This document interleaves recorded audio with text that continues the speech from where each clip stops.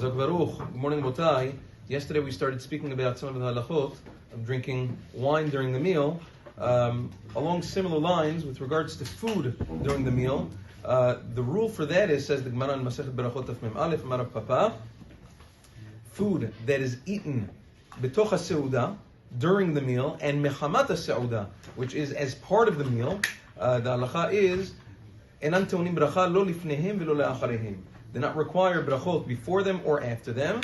Now, at first glance, it would seem that the reason for that is because you're eating them, since you're eating them during a bread meal, and bread is davar chashuv, therefore we should default to the din of ikar v'tafel, primary and secondary, and just like by any other ikar v'tafel, you wouldn't make a bracha on the tafel, so too all foods eaten part of the meal are tafel to the bread. That's what it would seem like.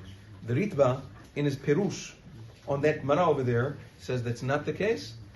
He brings it ayah. He says the Gemara says that Ben Zoma writes, what's the reason why foods are exempted, the foods eaten during the meal? Pat potartan, because bread exempts them. He says that's not a din of ikar v'tafel. Ikar v'tafel, primary and secondary, is only when they are eaten together. Every food that you eat during the meal, chicken, meat, fish, rice, potatoes, vegetables, whatever you're eating during the meal, is it always eaten together with the bread? No. And yet it's patur.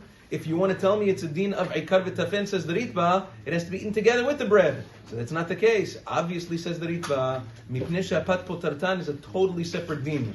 There's a halacha, a different halacha, that the chashivut of the bread makes it that the bread is the ikar ha-seuda, and regardless of the din of ikar v'tafel, a separate halacha that all foods eaten together with the as part of the meal, even not together with bread, the halacha is that they're exempted of brachot tchila v'sof with the brachot of the bread, birkat hamotzi and birkat hamazon. Obviously, this only applies to foods eaten part of the meal, but things that are eaten for dessert, that is considered, even if they're before birkat hamazon, nevertheless, they're chayav bivracha rishona. The halachot of cakes and cookies is a totally different din, very complicated. We'll speak about that at a different time, Bezat Hashem.